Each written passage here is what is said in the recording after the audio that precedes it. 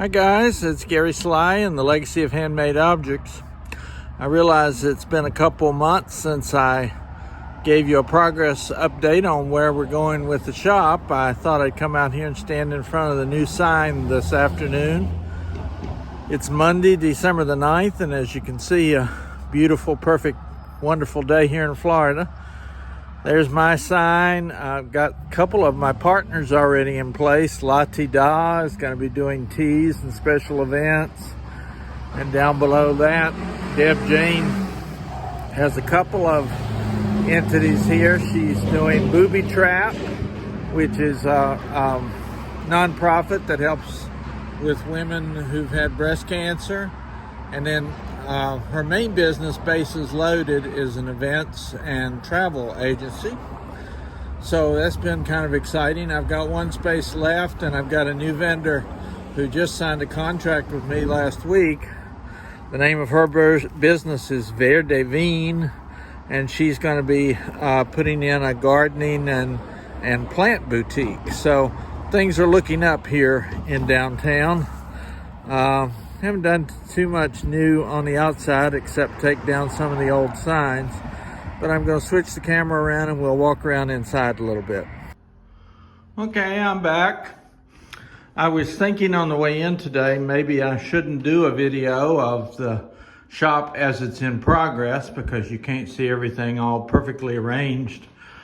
But I'm kind of committed in this series to kind of showing life the way it is. And so this is the front room. Just got a wonderful collection of cross-stitch materials that are going to be coming out in the shop after the new year. This is the front room, and I would have to say this is the one that's probably the most finished at this point. I've actually had one board meeting in here. I'm chair of the Dolly Parton Imagination Library here in Lake County. And so had an event here in the front room last week. And this will be a place for teas and special events. There'll be a few display areas here in the corners. But for the most part, this room will stay pretty much the way it is. Wonderful fireplace, and I've got my counted cross-stitch Neuschwanstein castle there above the mantle. So this is where the mess starts. You can see that this will be my counter space. I'll have a display area up here for my framing and kind of maybe some special exhibits up here. So right now you can see just a hubbub of activity. My 50 state quilt there is all wrapped up in that red fabric there. Just got a brand new loom in the shop this week. It's for sale, and it's for sale at a good price. So if anybody's looking for a 36-inch Leclerc floor loom, this comes with all the attachments. It's not completely put together there, but over on the floor you can see front beam, back beam, some of the other things that are associated with it. The owner of that loom is motivated and ready to sell. So if you know anybody that wants a floor loom, you're going to have to come and get it at this point, but that's okay. It's going to be a nice one. My second room is going to have a number of different displays. The middle is going to be woodcraft, Everett Israel's works. Over on the far wall, I'm going to have my Weeks Dye Works. Straight ahead there with that barn door kind of thing is going to be where my DMC Pearl Cotton is. Be a good bit of cross-stitch materials in this room. I've got a lot of my framing materials stored in here right now, mat board and glass and a glass cutter. Those are going to go down in the back. At least now I'm beginning to get a sense of where some of the larger objects are going to go. This is my third room walking back. And as far as I can tell right now, this is going to be weaving and yarns. Though what's in here now is a pretty good collection of all sorts of stuff. But this room will be nice, and there's some good light there. That's my own personal loom, my Harrisville. And once I get in place, I'll probably start doing some weaving there again. And I love this back room. I'm going to have tables back here, and this will be a spot for my knitting and crochet groups, my stitching groups, my youth stitch and all that, mainly because the light back here is just so wonderful. And you can see that I've already begun to put models up. The walls will be full of models. Many of these models came from a shop that was up in Gainesville for 35 years, and I'm pleased to have them and hopefully get them into the hands of somebody else who will love them as much as the original creator. Nice thing about this room is it is kind of secluded, and you got a bathroom right next door there, and just slowly beginning to kind of figure out where some of the larger pieces are going to go. My big hallway, as I'm envisioning right now, is going to be cross stitch for the most part.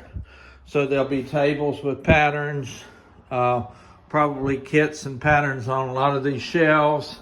I've already put in some of the books that I have. I've trimmed down my book collection quite a bit because I found they don't sell quite as well, but it's possible that some folks will find some treasures there. Kitchen, nothing much changed there, except it's just a little more crowded than it was before. And I hope soon that'll be a hub of activity as well. Already brought my beautiful old spinning wheels down here. If anybody's looking for an antique spinning wheel, the one in front is a 4th-generation wheel that is just lovely. The back one is a little more modern and has a nice working mechanism. If anybody's interested in that, I won't linger on the storage closet too much. Down here is actually going to be where I'm going to do a lot of my framing. And so there'll be some shelves and cabinets down here to house all of that. Framing is a good business, and I particularly enjoy working with framing for cross stitch and needlepoint and things like that because I love it so much, and I think it's a good way to keep track of how to do that. And I take a special care with that sort of stuff. So I think I probably will not do another video of the inside of the shop until I actually have things placed and in order. We've been upstairs back in episode number 52, so there's not much changed up there as well. I'm just reflecting a little bit on what it's like to be moving into a new location. I can remember when I used to drive across the state of Virginia back in the 80s and the 90s, kind of dreaming of having a place like this where I could live on the premises and have various crafters and artisans here at the same time. So really it's kind of a 40-year dream come true for me to be here in this new location. I'm gonna make my video pretty short today because there's a lot going on. I've got an electrician coming here in a few minutes. But I just wanted to do a quick little check-in and let you know that things are moving along. My last day in the old shop is going to be December the 20th. Then we've got a furious couple days of boxing and packing and getting things ready.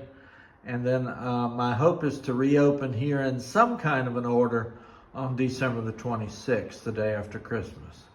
So I hope if you haven't had a chance to visit my old shop, or even if you have, you'll make your way downtown and take a look at the new space. Thanks for tuning in this week. I hope your holiday plans are going well. Excuse me, hang in there. I'll see you next week. This is Gary Sly and the Legacy of Handmade Objects.